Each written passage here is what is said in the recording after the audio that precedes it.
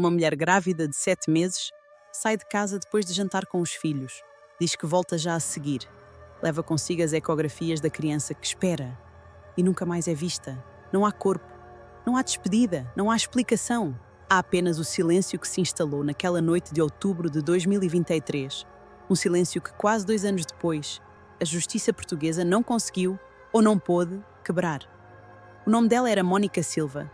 Vivia na Mortosa, tinha 2 filhos. Estava grávida de 7 meses. Tinha tudo para ficar. Não havia nada na sua vida que apontasse para fuga, para ruptura, para abandono. Havia, pelo contrário, uma gravidez avançada, uma rotina estável e 2 filhos à espera em casa. É precisamente por isso que este caso nunca fez sentido. Porque este não é o retrato de uma mulher que desapareceu. É o retrato de uma mulher que foi apagada. E a diferença entre essas duas coisas é tudo.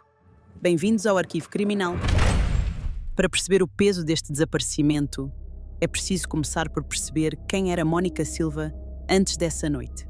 Mónica vivia na Mortosa, um concelho pequeno no distrito de Aveiro, no coração da Ria, onde toda a gente se conhece, os percursos repetem-se e as pessoas não desaparecem sem que alguém repare. Era mãe de 2 filhos, trabalhava em cafés e bares da região e estava inserida numa vida que, apesar de exigente, tinha continuidade e estabilidade.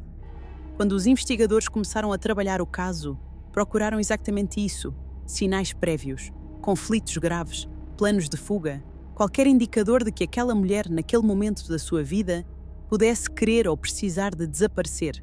Não encontraram nada. Não há registros de desentendimentos familiares sérios. Não há histórico de instabilidade. Não há absolutamente nada que justifique uma fuga voluntária. O que há é consistência. Uma mulher inserida, presente, com 2 filhos pequenos e uma gravidez de 7 meses. E as ecografias que ela guardava como prova de uma vida que estava prestes a crescer. E é aqui que a história muda de figura, porque Mónica não saiu sozinha naquela noite. Saiu a caminho de alguém. A ligação entre Mónica Silva e Fernando Valente não era pública.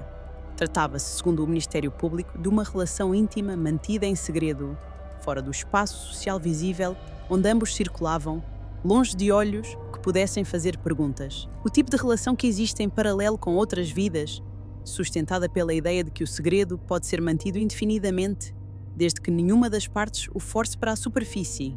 Durante algum tempo, esse equilíbrio parece ter sido mantido. Mas a gravidez muda tudo, não de forma subtil, de forma estrutural. Uma gravidez de 7 meses não pode ser ignorada, adiada ou simplesmente gerida em silêncio. É uma realidade que existe no corpo de uma mulher e que cedo ou tarde vai exigir respostas. E segundo a acusação do Ministério Público, Fernando Valente era o pai da criança que Mónica esperava.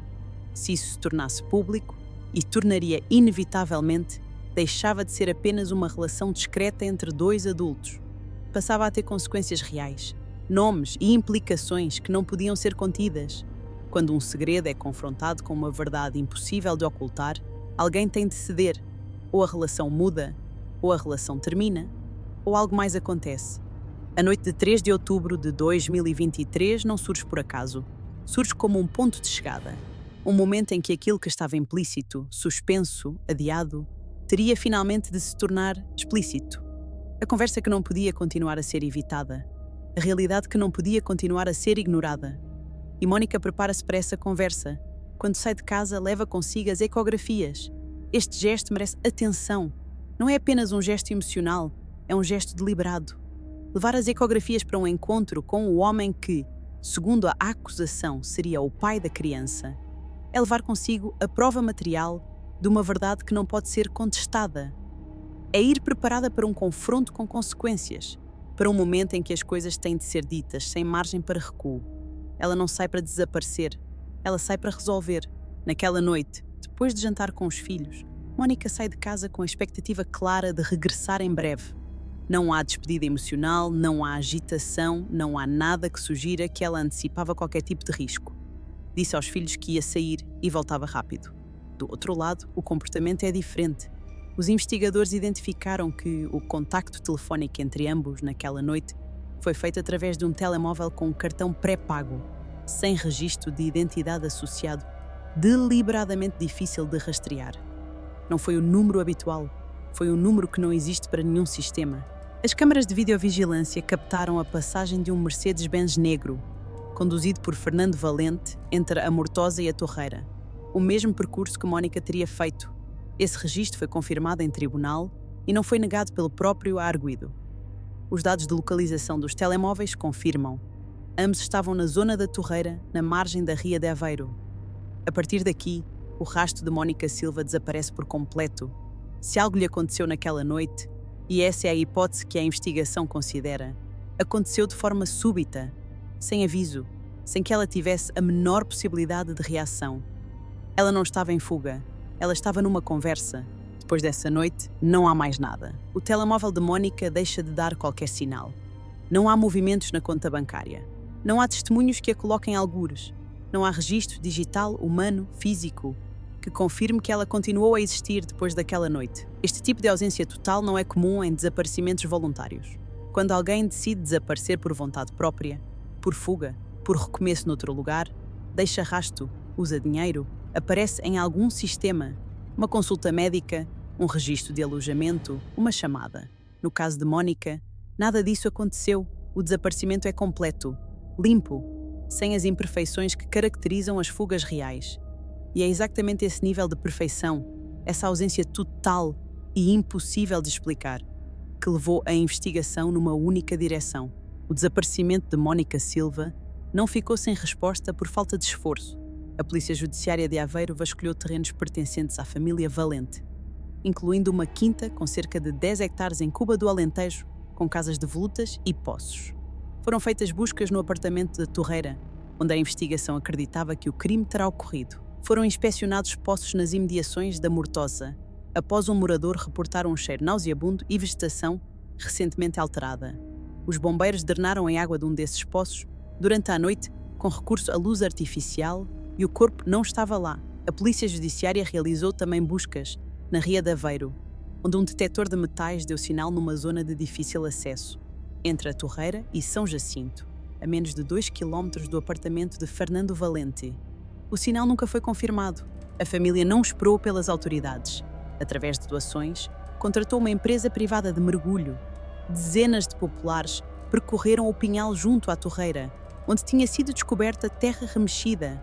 A empresa Chavisub utilizou sonar e detectou mais de uma dezena de imagens que poderiam corresponder a um corpo humano, mas nenhuma confirmou. No final, todas as buscas terminaram da mesma forma, sem Mónica. Um corpo que não aparece numa zona procurada com este grau de exaustão não desapareceu por acidente. Foi escondido por alguém que sabia exatamente o que estava a fazer e que sabia exatamente onde. Com base na investigação, o Ministério Público construiu uma acusação formal contra Fernando Valente por homicídio e ocultação de cadáver. A linha lógica é clara. Mónica desaparece na noite em que estava na mesma zona que Fernando. O contacto foi feito por um meio deliberadamente difícil de rastrear. Após a noite do desaparecimento, houve registros de limpezas realizadas no apartamento da Torreira, em circunstâncias e com uma urgência que levantaram suspeitas junto dos investigadores. Analisados em conjunto, estes elementos formam um padrão, mas há só um problema. E esse problema vai definir tudo o que se segue. Nenhum destes elementos prova diretamente o momento do crime. Nenhum confirma, com evidência material, a morte de Mónica. Não há corpo, não há testemunha. E é nessa ausência que o caso começa a escapar ao que o sistema judicial consegue alcançar. Em tribunal, a diferença entre suspeita e prova torna-se absoluta.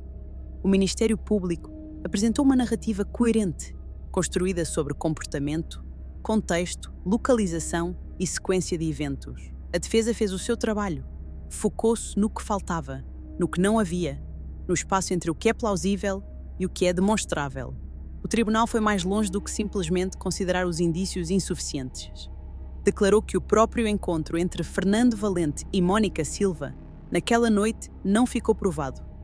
Não que os indícios fossem fracos, é que a base central da acusação foi considerada não demonstrada. Fernando Valente foi absolvido. Quando saiu do tribunal, a família de Mónica gritava lá fora. A absolvição não resolve o caso de Mónica Silva, apenas define, com rigor jurídico, que não foi possível prová-lo em tribunal. E essa distinção, entre o que não foi provado e o que não aconteceu, é o núcleo do desconforto que este caso deixa. Porque a lei não pode condenar ninguém com base em coerência. A lei exige prova. E quando essa prova não existe, quando foi destruída, ocultada ou simplesmente nunca encontrada, O sistema não tem outra saída senão reconhecer os seus próprios limites. Isso não significa que a verdade não exista. Significa apenas que a verdade, neste caso, ficou fora do alcance do que pode ser demonstrado. Para a família de Mónica, para os seus filhos, essa distinção não chega, não pode chegar. Mas o caso não terminou. O Ministério Público recorreu para o Tribunal da Relação do Porto, defendendo uma condenação próxima do máximo legal, 25 anos de prisão. A história de Mónica Silva não ficou fechada com a absolvição. Ficou suspensa num recurso que pode ainda mudar tudo. Há casos que o sistema fecha. Este não é um deles. A sentença foi lida. O arguido foi absolvido. O recurso está no Tribunal da Relação do Porto. E Mónica Silva, grávida, com 2 filhos, à espera em casa, com as ecografias na mão, continua desaparecida sem que ninguém tenha sido condenado por isso.